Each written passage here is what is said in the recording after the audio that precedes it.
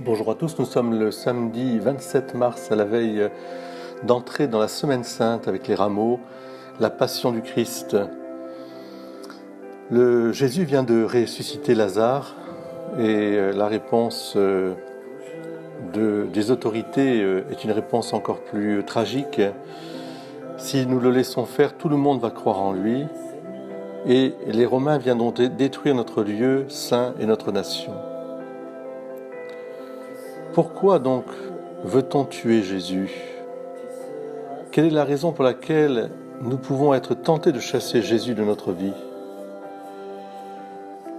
Au fond, lorsque les grands prêtres ont crainte de voir la destruction des lieux saints, ils ont bien compris quelque part que Jésus venait bousculer toutes nos relations avec l'au-delà, le sens de la vie, la transcendance, les relations humaines, que celui qui veut être le premier soit le serviteur de tous.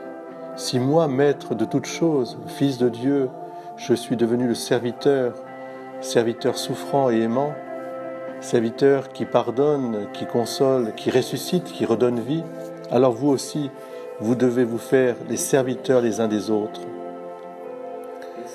Le plus grand dans le royaume des cieux sera le plus petit, le serviteur. Quels sont mes lieux saints, mes recherches de bonheur, si sacrés que Dieu lui-même ne peut y entrer ?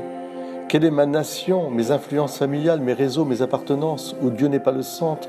Oui, Jésus vient détruire tous ces lieux saints, au sens mes forteresses, car il veut faire de moi un temple vivant de l'Esprit, un citoyen du ciel, membre de la famille de Dieu, pour rassembler dans l'unité tous les enfants dispersés. Dans ce sens-là, il nous veut catholiques, c'est-à-dire avec un cœur universel. C'est justement là que vient la revanche de Jésus, qui prend le contre-pied de notre égoïsme. Il est l'innocent qui choisit d'être considéré comme coupable.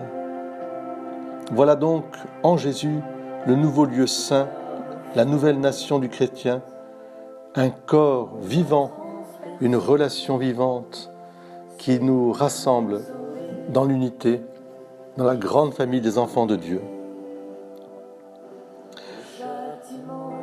Jésus, je te remercie car tu vis en moi, je te loue car tu fais de moi le temple de l'Esprit. Ouvre mon cœur pour que je laisse ton œuvre s'accomplir en moi.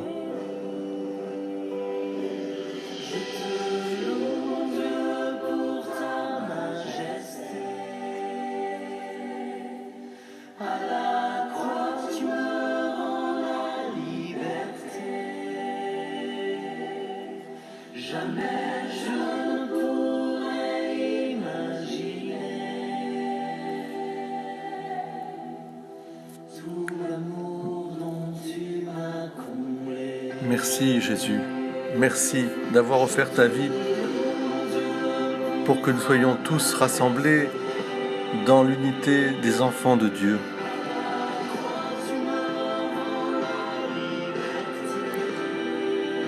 Merci Sainte Vierge Marie d'avoir été au pied de la croix avec le disciple que Jésus aimait, avec Marie-Madeleine.